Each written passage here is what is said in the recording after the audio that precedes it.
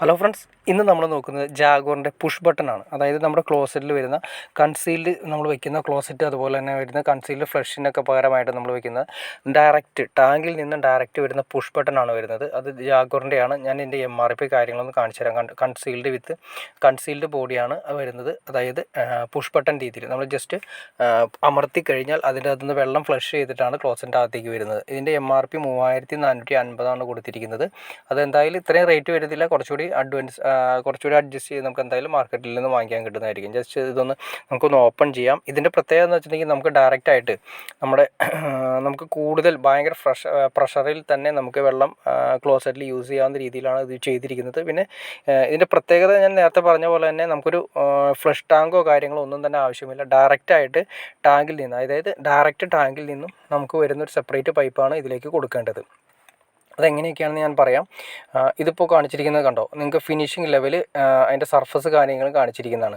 ഇതിൻ്റെ ഇന്ന് വന്നി കൊടുക്കുന്നത് 1.5 ഇഞ്ച് പൈപ്പാണ് നമ്മൾ അതിൻ്റെ അകത്തേക്ക് ഇന്ന് കൊടുക്കേണ്ടത്. ഔട്ട് വരുന്നത് 1.25 ഇഞ്ചാണ് വരുന്നത്. അതായത് നമ്മുടെ ക്ലോസറ്റിലേക്ക് വരുന്നത് 1.25 ഇഞ്ചും ഇതിൻ്റെ ഇന്ന് വരുന്നത് ടാങ്കിൽ നിന്ന് ഡയറക്റ്റ് വരുന്ന പൈപ്പ് 1.5 ഇഞ്ചുമാണ് ഇത് കൊടുത്തിരിക്കുന്നത്. പിന്നെ അതിനൊരു ഫിറ്റിങ്സ് വരുന്നുണ്ട്. അതായത് ഇതിൻ്റെ നമ്മൾ കൊടുക്കാൻ വേണ്ടിയിട്ട് ഒരു MTA ടൈപ്പ് അല്ലെങ്കിൽ FTA ടൈപ്പ് നമുക്ക് ഇതിൻ്റെ അകത്തേക്ക് കണക്ട് ചെയ്ത് കൊടുക്കണം. അപ്പോൾ അതിനെ തന്നെ ഈ മെറ്റീരിയൽ നമ്മൾ ഓൾറെഡി ഇതിൻ്റെ അകത്ത് തന്നെ വരുന്ന ഔട്ടിലാണ് കണക്ട് ചെയ്യേണ്ടത്. ആ ബ്രാസിൻ്റെ മെറ്റീരിയൽ വരുന്ന ഔട്ടിലാണ് നമ്മൾ കണക്ട് ചെയ്യേണ്ടത്. പിന്നെ അതിൻ്റെ ബോഡി നമ്മൾ ഇത് കൺസീൽ ചെയ്ത് വെച്ചതിന് ശേഷം ഏറ്റവും അവസാനം ടൈൽ ഒട്ടിച്ചതിന് ശേഷം അവസാനം വരുന്ന ഒരു മെറ്റീരിയലാണിത്. അതതിൻ്റെ ഫ്രണ്ടിൽ വരുന്ന പ്ലേറ്റാണിത്. അതൊരു പ്ലേറ്റ് വരുന്നത് നല്ല ഗ്ലോസി ടൈപ്പാണ് കൊടുത്തിരിക്കുന്നത്. അത് ഫ്രണ്ടിൽ വെച്ചതിന് ശേഷം നമുക്ക് അതിൻ്റെ ജസ്റ്റ് ഒന്ന് കാണിച്ചു തരാം നിങ്ങളെ. ഏറ്റവും അവസാനം നമ്മൾ ടൈൽ വെച്ച് കഴിഞ്ഞതിന് ശേഷം നമ്മൾ ആ ഫ്രണ്ടിൽ വരുന്ന മെറ്റീരിയലാണ് ഈ കാണുന്നത്.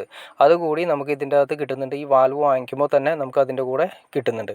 അത് നമ്മളിപ്പോൾ ആവശ്യമില്ല. നമ്മളത് ഫിറ്റ് ചെയ്തതിന് ശേഷം ടൈലെല്ലാം ഒട്ടിച്ചതിന് ശേഷം അവസാനം മാത്രമാണ് നമുക്ക് ആവശ്യം വരുന്നത്. ഇപ്പോൾ വരുന്നത് നമുക്കൊന്ന് ജസ്റ്റ് ഒന്ന് ചെക്ക് ചെയ്ത് നോക്കാം. ഇത് ഒരു ഇന്നിൽ വരുന്നത് 1.5 ഇഞ്ച് പൈപ്പാണ് വരുന്നത്. പിന്നെ അതിൻ്റെ അകത്ത് കറക്റ്റായിട്ട് കാണിച്ചിട്ടുണ്ടാവും 1.5 ഇഞ്ച് എന്ന് കറക്റ്റായിട്ട് മാർക്ക് ചെയ്തിട്ടുണ്ട്. ഇന്നിലേക്ക് വരുന്ന പൈപ്പ് ഡയറക്റ്റ് നമ്മൾ പറഞ്ഞ പോലെ തന്നെ സെപ്പറേറ്റ് ടാങ്കിൽ നിന്ന് സെപ്പറേറ്റ് പൈപ്പ് കൊണ്ടുവരാനാണ് ഏറ്റവും നല്ലത്. പിന്നെ ഇതിൻ്റെ അകത്ത് ഒരു മാർക്കിങ് കാര്യങ്ങൾ കാണിച്ചിട്ടുണ്ടാവും, ഒരു ആരോ മാർക്ക് കാണിച്ചിട്ടുണ്ടാവും. അതായത് കണ്ടോ, നിങ്ങൾക്ക് കാണാൻ സാധിക്കും കണ്ടോ, ഒരു ആരോ മാർക്ക് കാണിച്ചിട്ടുണ്ടാവും. അതായത് അത് ഏത് വശമാണ് പോകേണ്ടതെന്ന് കറക്റ്റായിട്ട് അതിൻ്റെ ഫ്ലോ കാണിച്ചിരിക്കുന്നതാണ്. അതായത് 1.5 ഇഞ്ച് നമ്മൾ ഇന്നായിട്ട് കൊടുക്കണം. അത് കണ്ടോ, അതിൻ്റെ അത് കറക്റ്റായിട്ട് കാണിച്ചിട്ടുണ്ട്. ജസ്റ്റ് ആ ക്യാപ്പ് നമുക്ക് ഊരി കളയണം. അതുപോലെ തന്നെ ഇപ്പുറത്തൊരു ക്യാപ്പ് ഉണ്ട്. ഇതാണ് ഔട്ട് വരുന്നത്. ഔട്ട് എന്ന് ഉദ്ദേശിച്ചാൽ ക്ലോസറ്റിലേക്കാണ് വരുന്നത്. അത് വരുന്നത് 1.25 ഇഞ്ചാണ് വരുന്നത്. അത് നമ്മളത് ജസ്റ്റ് എടുത്തതിന് മാറ്റിയതിന് ശേഷം നമുക്ക് അതിൻ്റെ കൂടെ ഒരു ഫിറ്റിങ്സ് തന്നിട്ടുണ്ട്. ഒരു ബ്രാസിൻ്റെ തന്നെ കമ്പനി തന്നിട്ട്, ജാഗോർ തന്നെ നമുക്കൊരു ബ്രാസിൻ്റെ ഫിറ്റിങ്സ് നമുക്കതിന് തന്നിട്ടുണ്ട്. ആ ഫിറ്റിങ്സ് നമ്മൾ ടെഫ്ലോൺ ടേപ്പും അതുപോലെ തന്നെ ഷെല്ലാക്കും ഇട്ട് നന്നായിട്ട് ടൈറ്റ് ചെയ്യുക. ടൈറ്റ് ചെയ്തതിന് ശേഷം അതിൻ്റെ തുമ്പത്ത് നമ്മൾ കൊടുക്കേണ്ടത് FTA ആണ് കൊടുക്കേണ്ടത്. അത് ഞാൻ ജസ്റ്റ് ഒന്ന് കാണിച്ചു തരാം നിങ്ങളെ. അതിൻ്റെ തന്നിരിക്കുന്ന മെറ്റീരിയൽ നമ്മൾ എടുക്കുക, അതിനുശേഷം അതിലേക്ക് ഫിറ്റ് ചെയ്യുക. അതുപോലെ തന്നെ ഇതിൻ്റെ ഇന്ന് വരുന്നത് MT ആണ് കൊടുക്കേണ്ടത്. 1.5 ഇഞ്ച് MT ആണ് കൊടുക്കേണ്ടത്. മാറിപ്പോകരുത്. ഔട്ടിൽ വരുന്നത് FTAയും ഇന്നിൽ വരുന്നത് MTM ആണ് വരുന്നത്.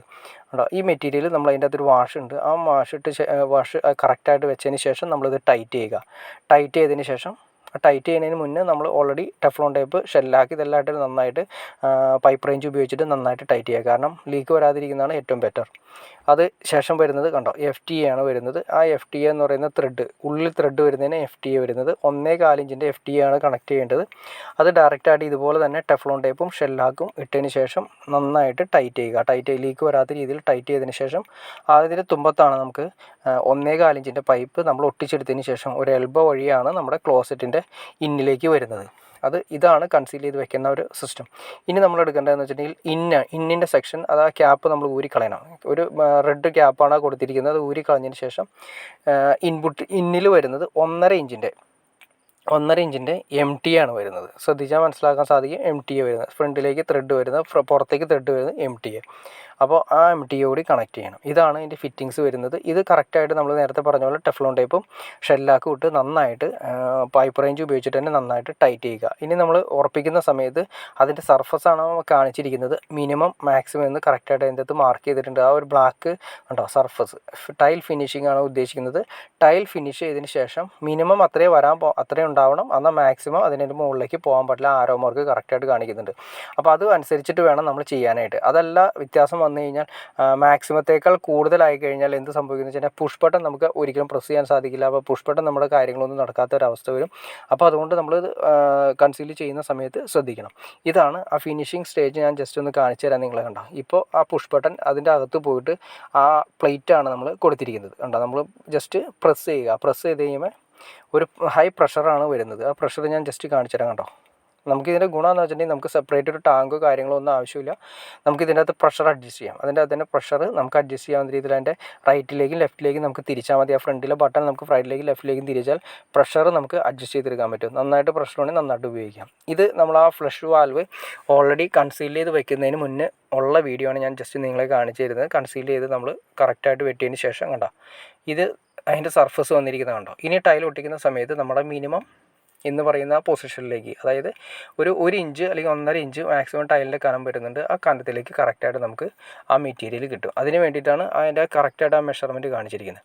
ഇന്നിലേക്ക് വരുന്ന 1.5 ഇഞ്ച് പൈപ്പ് നമ്മൾ നേരെ കൺസീൽ ചെയ്ത് മുകളിലേക്ക് പുറത്തേക്ക് തുളച്ചിട്ടിരിക്കുന്നത്. 1.25 ഇഞ്ചാണ് ഈ ഔട്ട് വരുന്നത്. ഇത് നേരെ നമ്മുടെ ക്ലോസറ്റിലേക്കാണ് വരുന്നത്. അത് ക്ലോസറ്റ് വെച്ച് മാർക്ക് ചെയ്തതിന് ശേഷം കറക്റ്റ് പൊസിഷൻ മാർക്ക് ചെയ്തതിന് ശേഷം നമ്മൾ 1.25 ഇഞ്ച് പൈപ്പ് കറക്റ്റ് സ്ട്രെയിറ്റ് ആയിട്ട് വേണം നമുക്ക് ഒട്ടിച്ച് നിർത്താനായിട്ട്.